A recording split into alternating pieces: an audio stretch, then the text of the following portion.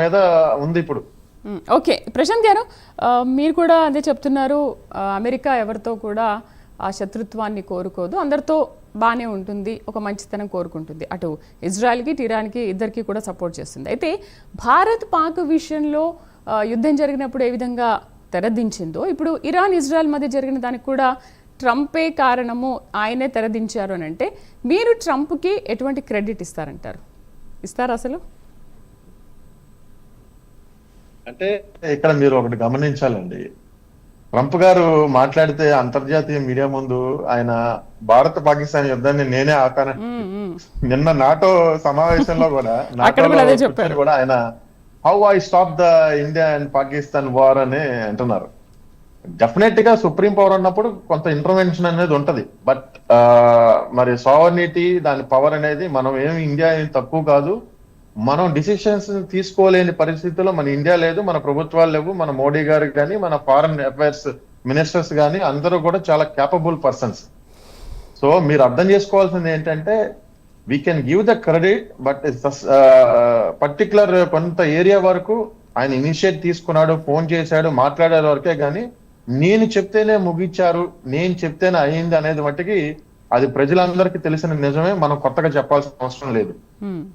మరి Israel Iran యుద్ధానికి వస్తే గనక డెఫినెట్ గా ట్రంప్ గారు ఇక్కడ ట్రంప్ కార్డు ఉపయోగించాడనే చెప్పాలి. ఎందుకంటే అటు ఇరాన్ తో మాతో న్యూక్లియర్ ఒప్పందం చేసుకోండి అని కొంతకాలం టైం ఇచ్చాడు. వినకపోతే మరి B-2 బాంబర్ తో విరుచుకుపడ్డాడు. విరుచుకుపడిన తర్వాత మేము ఓకే అంటాం అన్నప్పుడు ఆ యొక్క సీజ్ ఫైర్ ని చేయటానికి ఖచ్చితంగా వాళ్ళతో నెగోషియేట్ చేయడానికి వాళ్ళ టీంని పంపించి సక్సెస్ అయ్యారనే చెప్పొచ్చు. అంటే ఇప్పుడేంటి, ఇజ్రాయెల్ అధ్యక్షుడు నెతన్యాహు జోక్యం చేసుకోవాల్సిందిగా ట్రంప్ ను కోరిన నేపథ్యంలోనే దీనికి ఎండ్ కార్డ్ పడింది అనుకోవాలా? అంటే నెతన్యాహు గారు జోక్యం చేసుకోమని చెప్పలేదు. నెతన్యాహు గారు అన్నది ఏంటంటే, మీరు మాకు ఈ బాంబర్స్ ఇస్తే ఈ న్యూక్లియర్ ప్లాంట్స్ ని మేము డిస్ట్రాయ్ చేస్తాం, ఇప్పుడు వచ్చినటువంటి అవకాశం ఇది. ఎందుకంటే 40 సంవత్సరాల నుంచి ఇజ్రాయెల్ అనే దేశాన్ని పటంలో లేకుండా చేస్తాననే దేశానికి ఈ న్యూక్లియర్ వెపన్ ఉండడం అనేది చాలా బాధాకరమైన విషయం, చాలా ఆందోళనకరమైన విషయం. Not only for Israel, for world కూడా ఇది మంచిది కాదు అని నెతన్యాహు గారు ట్రంప్ గారిని ఒప్పించడంలో సక్సెస్ అయ్యారు. ఇరాన్ ఇప్పుడు ఏమందంటే, మేము ఇజ్రాయెల్ కనుక దాడులు ఆపేస్తే మేము కూడా ఆపేస్తాం అంది. అంటే మనం పోరాడలేనప్పుడు ఏం చేస్తామండి, చేతులు ఎత్తేసినట్టుగా. కానీ అది విన్ విన్ సిచ్యువేషన్ ఉండాలి కాబట్టి లాస్ట్ గా మరి అమెరికన్ బేసిస్ మీద ఇరాన్ దాడి చేసింది. దానికి ట్రంప్ గారు ట్వీట్ పెట్టారు, మీరు చెప్పి దాడి చేసినందుకు మీకు చాలా థ్యాంక్స్ అన్నాడు.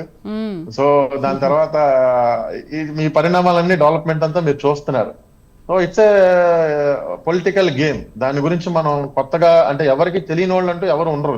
దీని గురించి అందరూ చూస్తున్నారు, ఇంటర్నేషనల్ మీడియా చూస్తుంది, ప్రతి లేమెన్ కి అర్థం అవుతుంది. రైట్ ప్రశాంత్ గారు,